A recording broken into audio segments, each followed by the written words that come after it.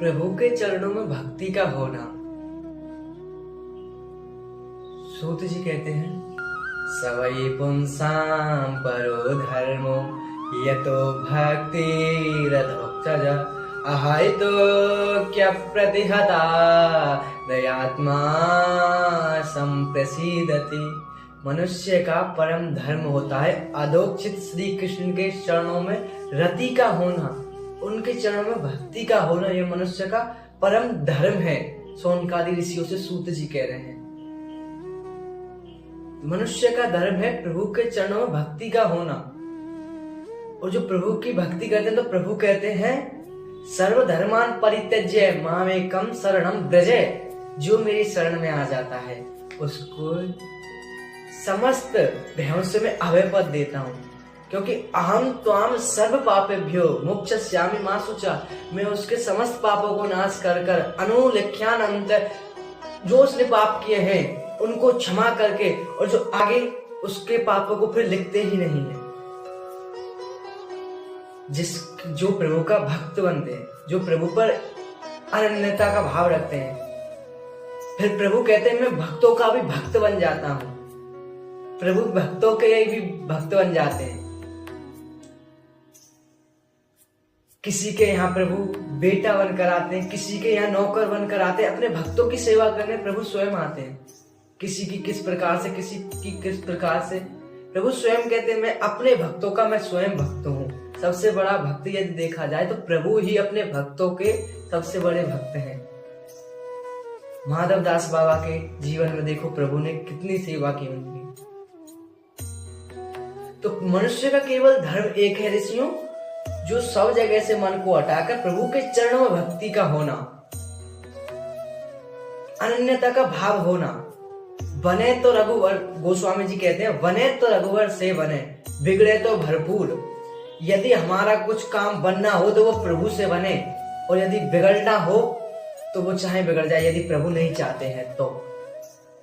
क्योंकि तुलसी मेरे राम को निर्भय होके सोए, अनहोनी होनी नहीं और होनी हो सो होए। तुलसीदास जी कहते हैं, मैं तो अपने राम जी की कृपा से निर्भय होकर सोता हूँ, क्योंकि जो होना है उसको मैं रोक नहीं सकता। और यदि अनहोनी होनी होगी तो मेरे प्रभु कभी नहीं मेरे साथ अनहोनी होने देंगे, क्योंकि मेरे प्रभु कभी मेरा अहित नहीं चाहेंगे। इसीलिए निर्भय होकर सोए। फिर भक्त को चिंता नहीं रहती। भक्त जो प्रभु के ऊपर अपना सब कुछ अर्पण कर देता है ना, उसका भार फिर प्रभु पे आ जाता है। फिर प्रभु को उसकी चिंता होने लग जाती है। जो अनन्यास जंतु मां, जो अनन्यता का भाव प्रभु पर रखते हैं। इसलिए आप ऋषियों एक कीजिए, यदि आपकी प्रभु के चरणों में भक्ति है तो प्रभु आपके भी दास बन जाए। फिर भक्तों के वो अवगुण नहीं देखते हैं, क्योंकि जिस प्रकार पिता की संपूर्ण जगह जायदाद बिना करे पुत्र के नाम हो जाती, ऐसे यदि हम प्रभु के भक्त बनेंगे तो उनकी जो है, और उनका संपूर्ण ब्रह्मांड, संपूर्ण जगत है, तीनों लोग, संपूर्ण ब्रह्मांड प्रभु का है, तो हमको लेने की आवश्यकता नहीं, प्रभु स्वयं दे देते हैं, चाहे कोई भी वस्तु हो। लेकिन सबसे महत्वपूर्ण बात जो है, प्रभु के चरणों में भक्ति हो रहा, और उस भक्ति में कुछ हेतु ना, कुछ कामना ना हो तो वो भक्ति है नहीं। यदि उस भक्ति में कोई कामना है, अनुष्ठान है, कुछ हम भक्ति कर रहे हैं लेकिन इस भक्ति के बदले हमें ये चीज चाहिए, तो वो भक्ति नहीं, वो तो सौदा होगा। जैसे दुकानदार के पास हम गए, उसको हमने पैसे दिए, उसने पैसे के बदले हमें कोई वस्तु दी, तो हमारा और दुकानदार का क्या संबंध रहा? हमने उसको पैसे दिए, उसने पैसे के बदले हमको कोई वस्तु दी। ऐसे ही हमने प्रभु की भक्ति करी और भक्ति के बदले कुछ मांग लिया, तो हमारा प्रभु का संबंध क्या रहा? हमने जब भक्ति करी तो उन्होंने दिया कि हमको प्रभु अमुक चीज, अमुक पदार्थ चाहिए, लेकिन भक्ति का कोई मोल है नहीं। यदि आप मांगोगे तो आपको केवल उतना ही मिलेगा जितना आप मांग रहे हो। यदि वो नहीं मांगने पर देंगे तो वो इतना देंगे जितने की आप कल्पना भी नहीं कर सकते। इसलिए प्रभु पर अनन्यता का भाव रखें। प्रभु अपने भक्तों का कभी अहित नहीं चाहते, क्योंकि प्रभु तो कहते हैं कि आप करते वही हैं जो आपका मन करता है, लेकिन होता वही है जो मैं चाहता हूँ। आप चाहे कुछ भी कर लें, क्योंकि प्रभु की कृपा के बिना तो कहते हैं पत्ता भी नहीं हिलता। तो तुम करते वही हो जो तुम्हारा मन चाहता है, लेकिन होता वही है जो मैं चाहता हूँ। इसीलिए तू कर वही जो मैं चाहता हूँ, फिर होगा भाई जो तू चाहता है। तुम भक्ति करो, फिर उसके बाद आपको किसी भी चीज की चिंता नहीं है। फिर वो चिंता भक्त की प्रभु पर आ जाती है। फिर प्रभु देखते हैं कि इसको क्या देना है, इसके पास क्या चीज नहीं है। कहते हैं ना, अनन्यासिन जंतो माम ये जना परिपासते तेसाम नित्यम अभ्युत्थानाम योगक्षेम वहाम्यहम्। उसका योगक्षेम प्रभु वहन करते हैं। जो उसके पास है उसकी रक्षा करते हैं, और जो उसके पास नहीं है उसको प्रभु देते हैं।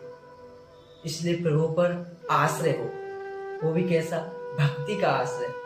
प्रभु यदि देखा जाए तो प्रभु अपने भक्तों के अधीन है। प्रभु कहते हैं अहम भक्त पराधीन, मैं भक्तों के अधीन हूँ। जो मेरे भक्त कहते हैं मैं वैसा ही चाहता हूँ। भक्तों का भाव है तो प्रभु खम्भे से निकल जाते हैं। भक्त का भाव है तो प्रभु चाहे जो रूप ले। इसीलिए प्रभु अपने भक्तों पर अत्यंत करुणा करते हैं। लेकिन आप करुणा के लिए प्रभु के सबसे पहले भक्त बने। प्रभु कहते हैं यदि आप प्रभु के भक्त हैं तो आपको किसी से भय खाने की आवश्यकता नहीं, आपको किसी से डरने की आवश्यकता नहीं।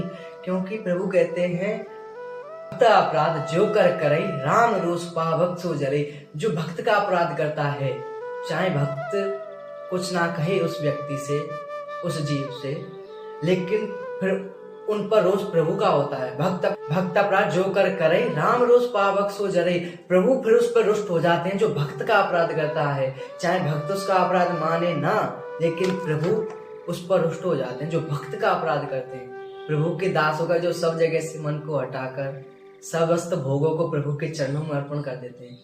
बाद केवल प्रभु के भक्त हो जाओ, फिर आपको किसी चीज की भय नहीं, किसी चीज की कामना हो तो वो प्रभु से कहें। यदि आपके हित में होगी तो प्रभु देंगे, यदि आपको नहीं दिया तो आप समझे मेरे प्रभु नहीं चाहते कि मेरा अनित हो, इसलिए वो मेरे को नहीं दे रहे हैं। इसलिए जो भी कामना है वो प्रभु पर छोड़कर प्रभु की भक्ति करे और प्रभु को अपने आप को अर्पण करे। प्रभु की भक्ति में ही सब कुछ है। आपको चाहे किसी भी चीज की कामना हो, वो प्रभु सब जानते। आप चाहे कहो या ना कहो, वो हृदय में बैठे, वो आपकी सब बातें सुन रहे हैं कि इसको क्या चाहिए, इसको किस चीज की आवश्यकता है और इसको किस चीज में इनका हित होगा। अहित की वस्तु प्रभु नहीं देंगे, अहित की वस्तु प्रभु छीन लेंगे, क्योंकि प्रभु नहीं चाहते अपने भक्तों का अहित हो। प्रभु अत्यंत करुणाशील है और अपने भक्तों पर बहुत दया करते हैं। इसलिए सूत जी कहते हैं मनुष्य का, जीव का केवल एक ही धर्म है, अधोक्षित श्री कृष्ण के चरणों में भक्ति का होना। यदि भक्ति है तो आप प्रभु के अत्यंत प्रिय हैं। ये सूत जी बता रहे हैं।